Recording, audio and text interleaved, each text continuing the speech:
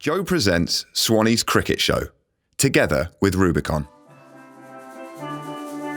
Welcome to Swanny's Cricket Show here on Joe, together with Rubicon. My name is Nick Wright. This man is Graeme Swann, doing the floss, showing off his dancing skills. The music you can hear is from Solid Steel. Swanny, what's happening on the show? We've got all the greatest stuff coming up. We've got the biggest names in cricket, the best game, World Cup, Ashes, the lot. All the stuff from behind the scenes. You're going to love it. I'm loving a bit of this.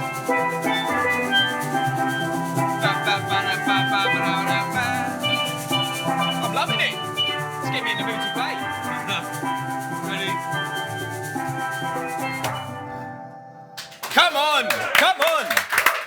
Come on. Awesome, boys. Solid stuff. I'm looking forward to hearing a little bit more of that a little bit later on. Anyway, welcome to the show.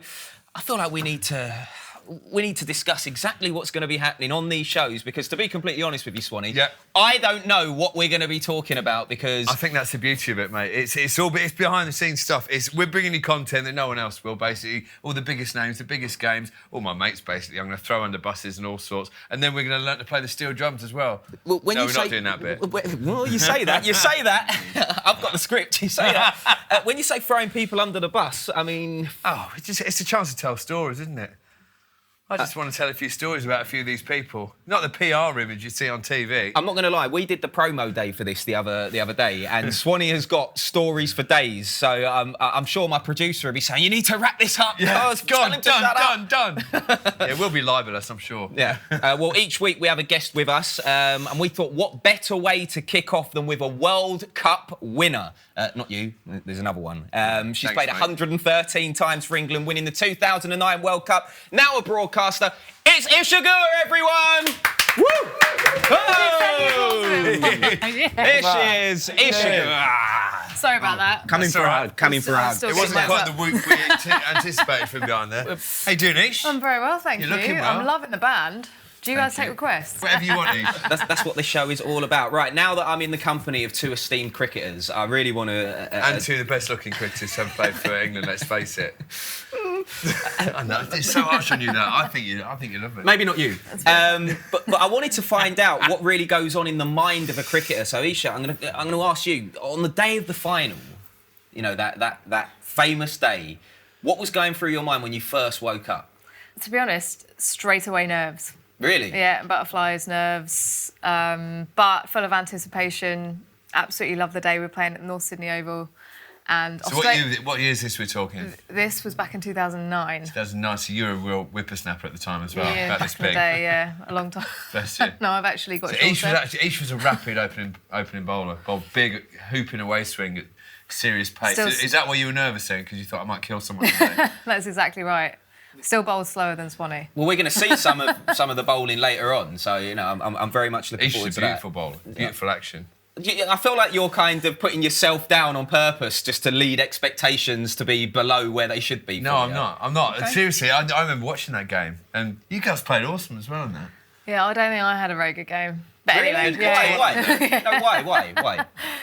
No, I just was a bit wayward early on. But anyway, it doesn't matter. We won. And I remember in the second innings, we lost a few wickets, and I started to get even more nervous because at that point I had to get my pads on. We're always in trouble when generally I had to bat. So I was in the changing rooms. I was literally locked in there. I did not want to leave the changing rooms. So I didn't actually see us score the winning runs. No way. I literally was sat there, like, pads on, going, please don't let me bat, please don't let me bat. And literally, it might have also been the first time that I prayed to God. That happened, so I'll tell you. World 2020, when we won it, I'm just segueing that. No, listen, get it in there. In Barbados, we were chasing 150. We only lost one wicket. I didn't see any of our batting because me and Jimmy Anderson were in the changing room when we started, and we got 12 off the first over. So obviously, we're sportsmen, we're superstitious. I didn't leave my spot in the changing room. We sat there just listening to the roars, and it was about 50 degrees outside. It was about -5 with the aircon in this changing room. We were wrapped up in woolly jumpers and everything. as we won the T20 World Cup. I love it how, like, in my mind, you know, as just a fan, I'm thinking you're in the zone, you're there, you know, thinking, right, when it's my turn to step up to the crease, I'm going to do this and that. You're just in the changing room doing nothing, chilling. Yeah, we were like throwing tennis balls at each other. But then with about 2 runs needed, we quickly got dressed and ran down to the dugout, so it looked like we were there all along. Right. So we made sure we were first out. So you full John Terry'd it, is how Full John Terry, massive John Terry'd it, as well, yeah. That's outrageous. I had my Chelsea kit on straight away. I don't have a Chelsea kit, by the way, before anyone thinks I do. Okay. I'm sure Chelsea fans would love it. I want to go back to the World Cup, though, for both of you, because you can both get in on this. What's it actually like to play in a World Cup? All the carnival around it. I want to know about that stuff. Yeah, it's just a special time. You've got all the different countries all kind of sending on the same place. You're trying to keep out of each other's way. In 2005, we were all pretty much in the same place in Potchefstroom. Have you trained there? Potchefstroom's an awesome spot. And it's Hello to our friends in Potch, if you're there. We're basically talking like the Milton Keynes of South Africa, sort of built out of nowhere. Loads of roundabouts. Yeah, no one knows anything about it. Okay. And once you go there, it feels like you can never leave. I love Milton Keynes. I grew up in Toaster, obviously. I'm not having a go at Milton Keynes. It's really boring, though. Love you, Milton Keynes. That's Graham's words, not mine. I love you, Milton Keynes. No, Potch it's just a university, isn't it? It is. Amazing facilities. But it's like student accommodation. So you literally roll out of bed, you walk out your door, and then you're meeting a player from South Africa. You had to do your best to try and just like avoid eye contact and just like keep walking. Because you know what it's like. When you're playing opposition, you're not allowed to talk to them, are you? You're not allowed to talk to them. Not supposed to, no. You got to keep your game face on and like be in your bubble. So. Actually, that's quite funny. We used to do that. It's one of the best chirps I've ever heard Jimmy Anderson do. So Mike Hussey, when he plays for Australia, one of the greatest players ever, almost unflappable. He used to ignore you if you sledged him and everything. The Ashes 2010, Jimmy decided he was going to get at him. So obviously Mike's one of those. I'm one of his mates from playing county cricket. He'd ignore me. So all day I'd just go, all right, mate, how's the wife? How are the kids, mate? And he'd just ignore me. Like, Mike, Huss, why are you ignoring me? What are you doing this? And so Jimmy said, no, that's not going to work. I'm going to go something different. So he bowled the first ball of the Ashes, played and missed. He went, shot, Dave. His brother Dave Hussey. Next ball, played it, hit it for 4. Great shot, Dave. Morning, Dave. Did it every day of the Ashes for 5.5 weeks. All right, Dave. Shot, Dave. What happened for dinner, Dave? Hussey ignored him completely at Sydney, so we're winning. He just suddenly turned around and goes, what are you talking about? I'm not Dave Hussey, I'm Mike Hussey. And Jimmy went, oh, sorry, Dave. And just walked off. It was classic. I'm looking forward to, over the course of the series, hearing about more different sledging techniques, because I know this is big business. But we need to turn our attention to the World Cup, of course, the upcoming World Cup. We're all very excited about it. Who's going to win? I think there's only one winner on paper before we go in. The boys in blue.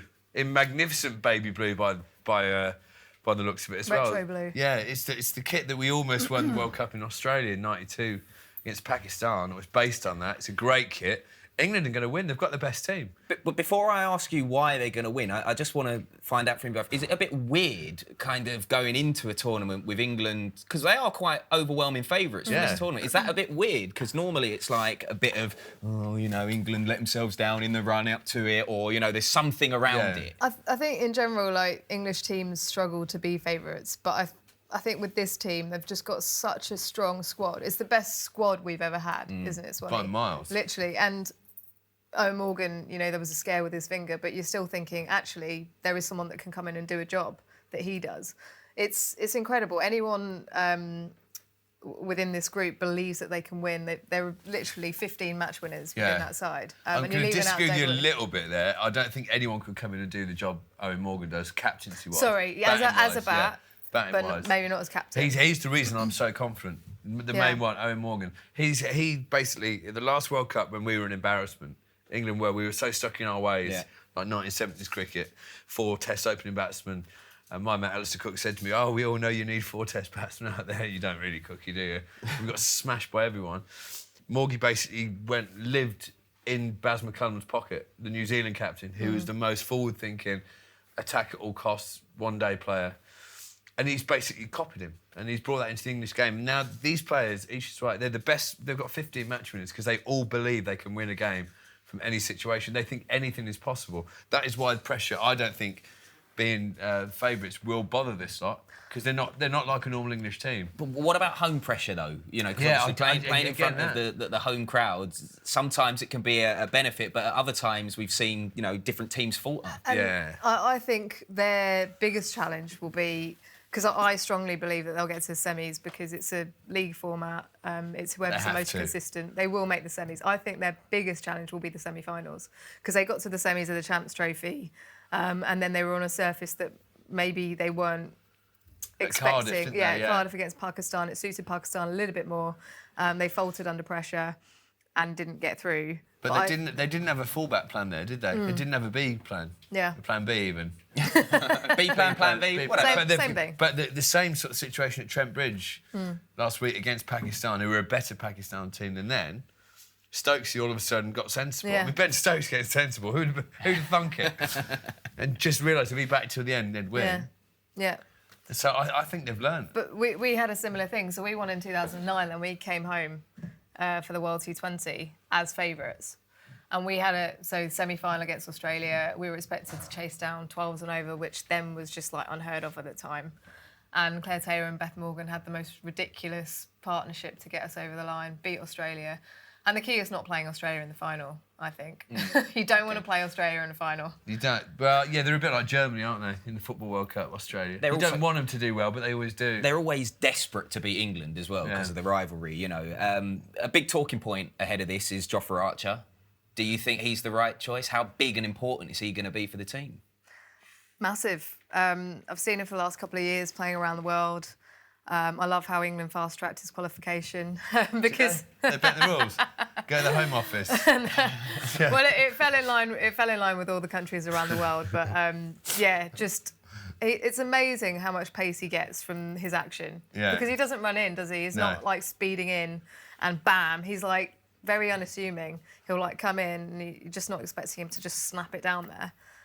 He's rapid. He's rapid, He is but rapid. he's brilliant at the death as well. He's brilliant at top, middle, at death. He can be used anywhere. Yeah. I can't believe it's even a talking point whether he should be in or not. If he's able to be picked for your team, every team in the world will go, absolutely. And there's been this weird thing, very English thing actually, about saying how unlucky David Willey's been because he's been part of the team to get us there. Yes, of course he has.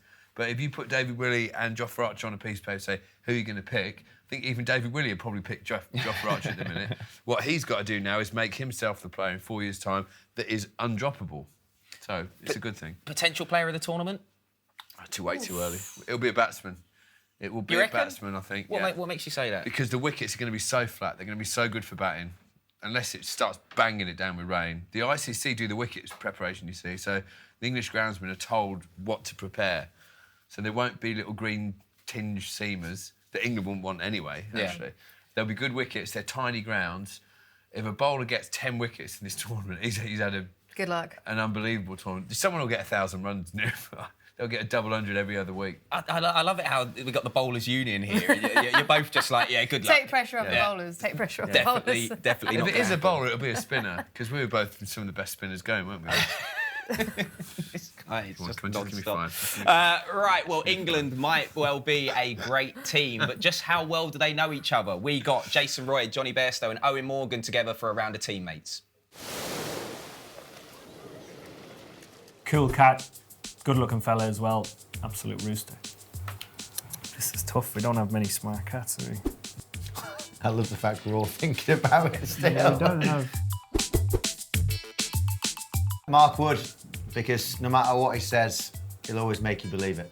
I've gone Joss Butler.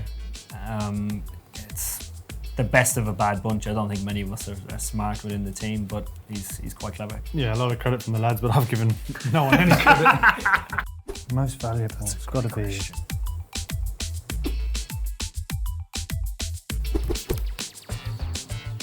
Chris Wokes, work rate, pure on the ball, can play midfield, and he'll grab you a few goals. Joss Butler, good touch, plays in the centre of the park. If he plays well, he can boss it. Yeah, I've gone Joss as well. Naughty shot on him, a lot of power behind him, and a lot of work rate up and down the park. Heavy heat map, so I'm going to go with Joss. Will Greg. Yeah. Joss is on fire.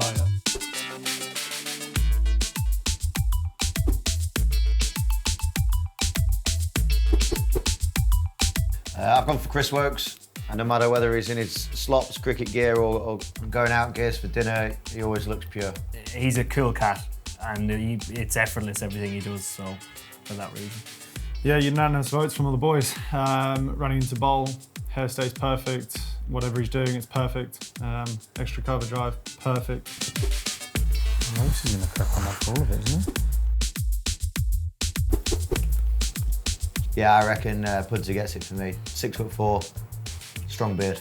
I've gone Wokesy, cool cat, good-looking fella as well, absolute rooster. Yeah, I've gone Wokesy as well. Love the Brummie accent as well, after Peaky Blinders as well. A little bit of Tommy Shelby about him, innit? So. Lads, be careful here.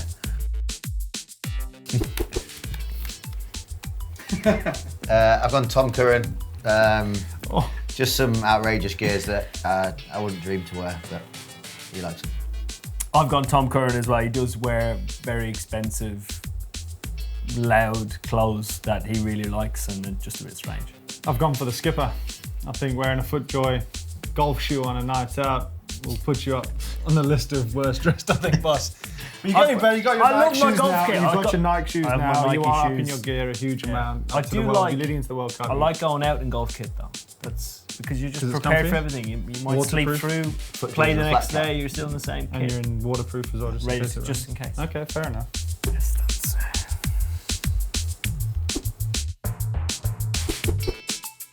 Adil Rashid. The moves don't come out very often, but when they do, yeah, he's very, very good. Yeah, and people laugh when you say Adil, but he is a very good dancer. He is. He's versatile, isn't he? Yeah. He's got a lot of moves up his sleeve. Once he gets going, you can't stop him.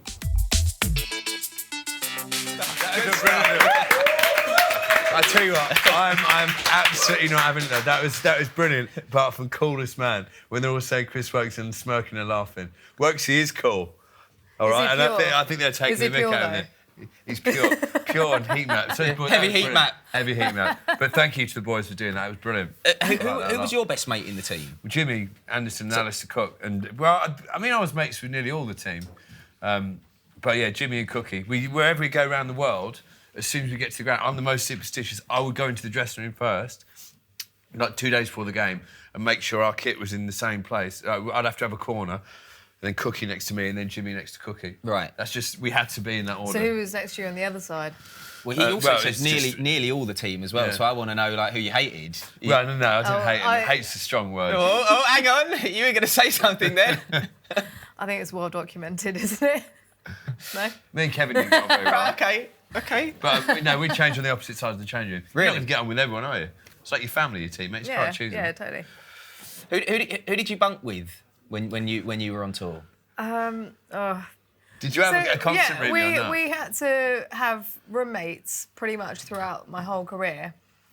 And I'm sorry to say this, but Claire Taylor, absolute legend, best player that's ever been for England, alongside Charlotte Edwards.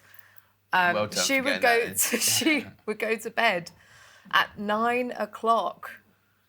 So Every night. I'd be sat there watching the telly, and she'd just flick the lights off, flick the telly off, and I'd be like, Was that it? So Cool. she was the best player because Cool. she went to bed at 9. I'm going to have to go to bed too. So it's like being in prison when it's like lights out. Yeah. Is that what it was? Literally, but then wake up at Shawshank 6 a.m. Redemption. in the morning, and I'm not a morning person, so yeah, that was a struggle. But this in days pre-iPad and stuff like that, so you couldn't even go into your duvet and watch anything. Nah. Outrageous. No iPods, no podcasts to listen to like this one. Be amazing. Yeah. Who did you room with? We never had rooms. Oh, we always had our own rooms. So Privileged. the first year, 99 was the first time I got picked for England. And I wasn't no one good enough at the time, but I just got picked because I'd had a good game on TV. That's how it used to be in those days. And it was the first time I'd ever had a single room. I was at the Conrad Hilton in Chelsea Harbour, and I had my own lounge, as well as a bedroom. I didn't know such things existed in hotels at the time. I was 19. I just remember walking around. I stole so much from that hotel. You still got it? Like the shampoos and the I was taking apples. I was taking silver service, a lot. Honestly, my cricket bag, I left most of my pads and gloves there. It was rattling on the way down the stairs. Yeah, 'cause I didn't play in the game, but I cleaned up, I tell you. I'm so sorry, Conrad Hill. That's proper I stupid. owe you a lot of cash. Don't come for us. It's just him. It's just him. Rubicon are happy to cover it all. Malmaison has good stuff. Malmaison does it though. It says on the thing, the best shampoo you'll ever steal. We don't need to find out about how much stuff you lot have nicked from various hotels. Well, that's what we're getting. You wanted the inside scoop. Cricketers are thieves. Right, OK. Let's try and turn our attention back to the World Cup. We think England are going to win. That's kind of, what's come from the panel. But who else might have a chance? Well, my top four. Top four? About a month ago. England, India, Australia, Pakistan. But I've swapped in the West Indies for Pakistan. I was going to say... I reckon... The guys are loving that. Yeah. Well, I'm not just saying it because the boys here and they're the coolest guys I've ever seen in my life. But I reckon the West Indies are going to be the surprise shock package in this World Cup. Why? Because they've got some of the most dynamic batters in the game at the minute. Andre Russell, Nicholas Pooran, people like that. They smash the ball. I mean, and they've just come back from the IPL where they couldn't stop hitting the ball for 4 and 6. Kieran Pollard as well, Chris Gale. They've got an unbelievable team on paper. They beat England in the Caribbean not a long time ago, albeit on wickets that are nothing like they'll play in England. So I think England would be favourites against them. But on their day, they're the team who can beat absolutely anyone. I would not want to play West Indies in the semi-final. I'd play any other team in the world over the West Indies in the Chris semi. Gale's last tournament. Yeah. He's got a £3 bat. Smokes it. He's got a £3 bat and he doesn't move at all. No. He doesn't waste any energy in the field. He doesn't even take a run either if he's got a chance to do it. He's just boundaries only. He's been taking a few runs lately. Yeah, I've noticed. He's worked on his fitness. Changed his style. Wow, he's boundaries only. I tell you, just keep an eye out for the West Indies. OK. Bangladesh got a chance. I'm only asking this because I've got a mate who said to me, when I told him I was doing this podcast, he said to me, "You got to ask about Bangladesh." Have they got an outside chance? No, not of winning it. No, they haven't. They've got a chance of beating England because that's happened in the past. What's this? Yes, they beat you in our place. Yes. Apparently 3 for 40 odd wasn't good enough to win the game for my team. No, we did. The same World Cup we lost to Ireland. We lost to Bangladesh as well. Yeah, wasn't a good one. But we beat South Africa. Guys in the band, just quickly, are you tipping to win? Oh, Indies, definitely. West Indies. West Indies? Yeah. Well, I'm from the Windies, so... Yeah, well, I feel like that was only going to go one way, to be honest. If there's Canada standing outside, I thought I'd ask anyway, but it was only going to go who do you one reckon? way. Who are you going for? I love it how you bring me in. I'm meant to be the impartial host of the show, but... Yeah, but this is a bit different. I'm The rules obviously- are different. It's Swanny's cricket show, so I can ask you. True. Who do you think will win there? I'm going to go for England. Just because we're overwhelming favourites. I went and checked all the odds earlier, and with like all of the bookies, Yes. England are the favourites to win. So I did meet one stats guy, actually, Ed Hawkins, who he says if England win, it will be a shock, stats-wise. really, Yeah, but he says India are the actual favourites. If you go by numbers, I never believed in stats. I hate them, always have done. But apparently, so all the bookies have gone against stats, which they never normally do. They're normally on them. So maybe there's something in that. But I honestly, I think this English team, one of the main reasons, I think they're too stupid to realise how good they or how bad they can be. England teams in the past have always thought about it and limited themselves because they had 1 or 2 people who went to university in the team. As Eoin Morgan said they're not the brightest bunch. Who's the cleverest there? They couldn't even spell the names of the teammates. You're watching Swanny's Cricket Show on Joe, together with Rubicon. we'll be here each week throughout the World Cup and the Ashes, so make sure you join us. We'll have more games shortly. But first, here's Chris Lloyd and Carl Frampton with something else. I'm Chris Lloyd. This is Carl Frampton, eating his way slowly towards the middleweight division. We're going to be here every Thursday talking about the big issues in boxing, getting stuck in with special guests, behind-the-scenes interviews, and, of course, snacks as well. Tune in every Thursday, podcast and on YouTube. Nice one, guys. And remember, the boys are in New York for Anthony Joshua's fight against Andy Ruiz on Saturday. Be sure to check that out. So welcome back to Swanny's Cricket Show here. World Cup winner Isa Guha is with us. Come on, Isa. Come on. Solid Still here as well. Come on, give us a blast, guys. You've got something for us? Come on.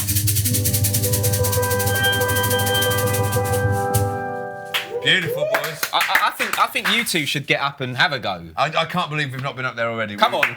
We used to take steel drum lessons, didn't we? Did you actually? No, Or not? didn't we? Right. I don't know. Come on, let's. Oh, let's we doing doing it? this? Yeah, come on. Why not? Come on, let's get Can I up. have the big drum? I don't think I should get involved, you know, Always because got the someone's going to need biggest to one. teach Yeah, us. The same rhythm. So is this like the bass drum? And we're gonna. So you're gonna hold the sticks like this, whereby you're playing chords and chord progressions, as we call it. So this would be G. Oh, we get in the groove together. C, D, C. Let's get a little bit of soul limbo together. Come on. Got it? Go on, Marlon. Good. This is really good. This is better than I thought. This is better than I thought. Come on, Swanny. Go on, Ish.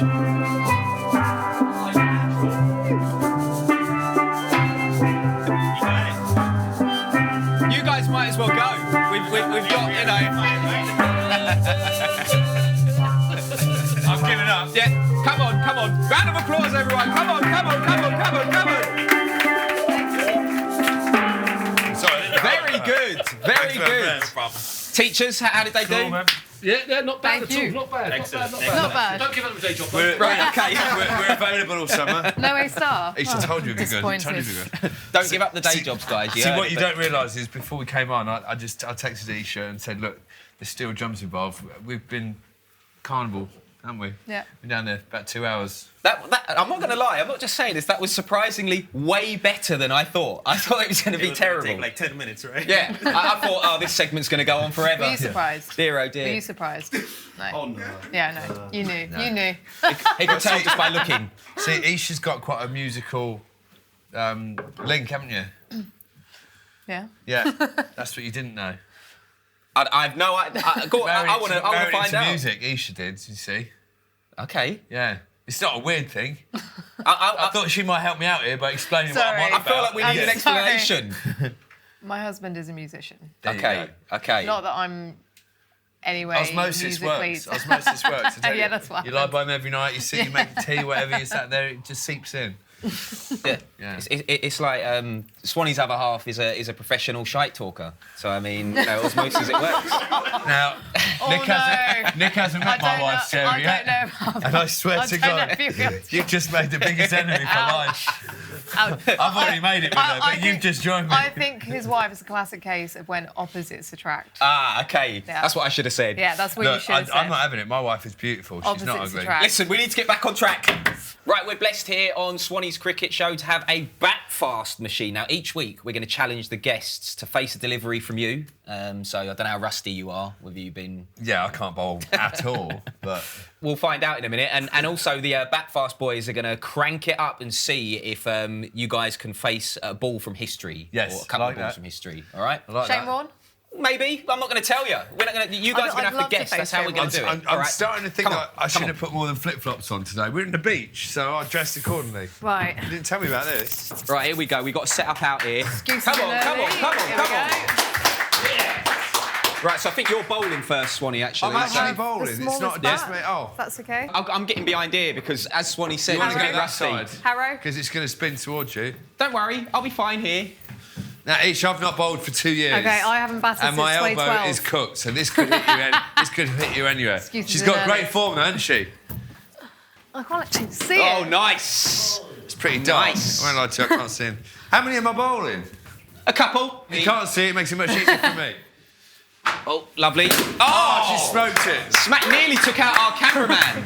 Literally nearly in his nuts. I'll tell you what. That was... No, that you're was not having another one. That was unbelievable. You two need to switch. Did you see that yet? Switch. You nearly took I think out that's the our best cameraman. shot I've ever hit in my life. That was gorgeous. It was really good. Don't deliberately try and hit us, Swanny. Know what you like, mate. Here we go. Here comes Ish.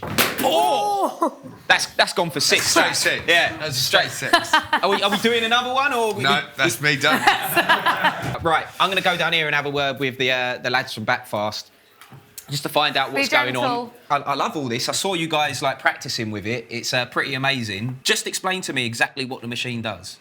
So as you can see, there's a projector screen, and then behind there is a bowling machine.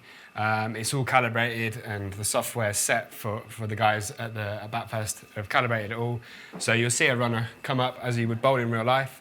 A ball will then come out, and we can swing, we can do turn, we can get the pace up to 100 miles an hour, right down to 30 miles an hour. So pretty much accessible for anyone, any age. It's amazing. So it can replicate any ball as well. So you guys can go, oh yeah, that ball from the Ashes back then, we're going to do that. Yes. That is incredible. Have you got Graeme Swann on there at all? No, we haven't yet. Anyway, as it sounds, Swanny. Oh no! We haven't got your action on the machine. We could Here he comes. Look.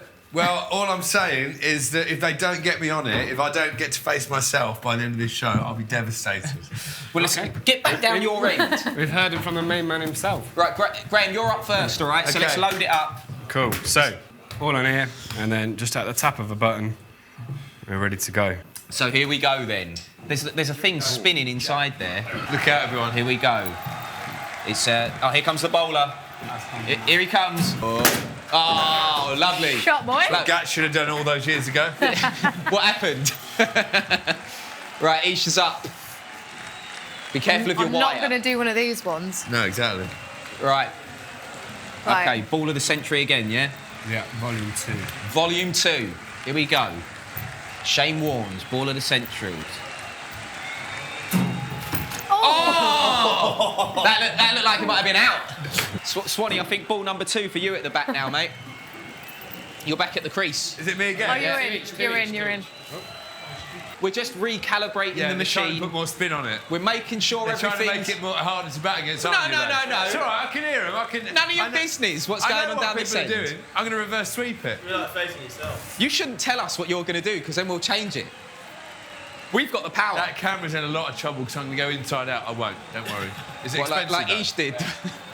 They put a bit more spin on it. Why don't we see what Swanny thinks it is? Oh, that's very interesting. They don't even want to tell me.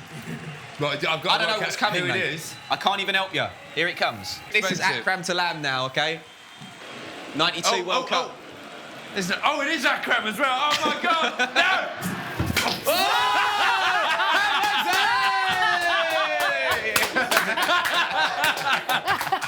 Flip-flops on, you could have broken my toe. Who throws this shoe? Was that 1992 Akram? Yeah, that was rapid. Wow. That was brilliant. Wow. Bells are off, mate. You've had it. I'm happy I managed to jump out of the way of it.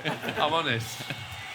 That's brilliant. What a great bit of kit. Right then, we're exploring Rubicon's Urban Dictionary, uncovering some of the weird and wonderful terminology from the sport, Swanny. So what we're going to do is I'm going to describe a phrase from cricket whilst you're facing some deliveries from the BatFast machine. We've got 6, and you've got to try and answer them as quickly as possible, right? Problem. Speaks for itself. Here we go. Let's load up the machine. Right, here we go. A poor bowler, usually of slow to medium pace, whose deliveries are flighted so much as to appear similar... Dibbly Dobbler. No. Come on. High chucker. Yes! There we go. OK. Doing well here, mate. Crunching it. Doing well. In a first-class game. Right. A lower-order batsman sent in when the light is dimming... Watchman. Yes, that was an easy one. You got that. You've hit every one so far, haven't you? Right. The period of a batsman's innings when their score is between 90 and 99. Nervous 90s. God, you're nailing this time. A bowler with limited skill, a delivery that is easy to hit. High chucker. No, you've already said that one. Dibbly Dobbler. The term for a bowling strategy where bouncers are aimed at the batsman's throat or chin. Chin music. One more. A player who has scored more than 100 runs in an innings. Centurion. Yeah, there we go. Was that the camera? Did you just hit someone? There's either the camera or the massive cameraman. You should be deducted all points for that. Right, 6 out of 6. Nailed it. That's a great over, to be honest. Right, Ish. Is that the... In you go. All yours, Ish. 6 out of 6, mate. Right, the nickname for the colours worn by the Marylebone Cricket Club. Not to be confused. Egg and bacon. Yay. Nice shot, Isha. Yeah, that was a good shot. That was lovely. Bit off balance. It has become the fashion for bowlers who capture 5 wickets in an innings to say they have taken a... 5 for Michelle. Michelle. 2 out of 2. Very good. She's good. I feel like we might need a tiebreaker. The running out of a non-striking batsman who leaves his crease before the bowler has released the ball. Mancad. Manka! Which should be banned from the game. Ban it from the game.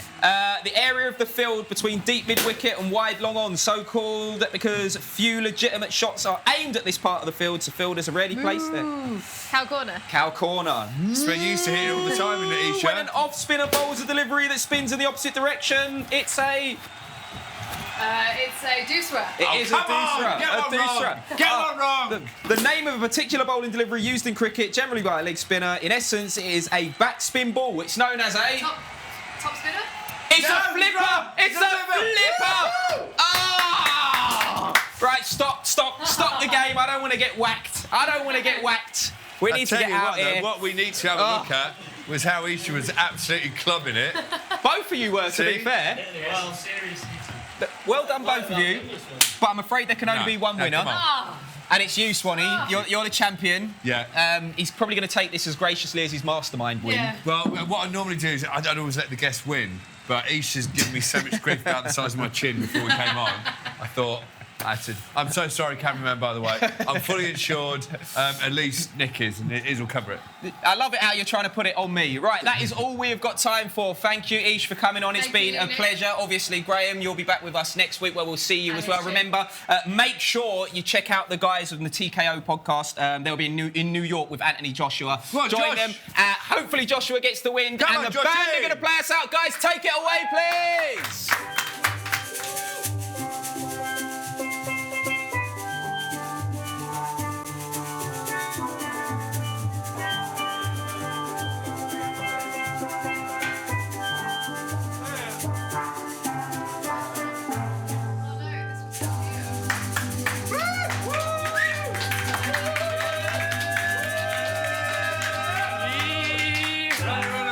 You've been watching Swanny's Cricket Show on Joe, together with Rubicon.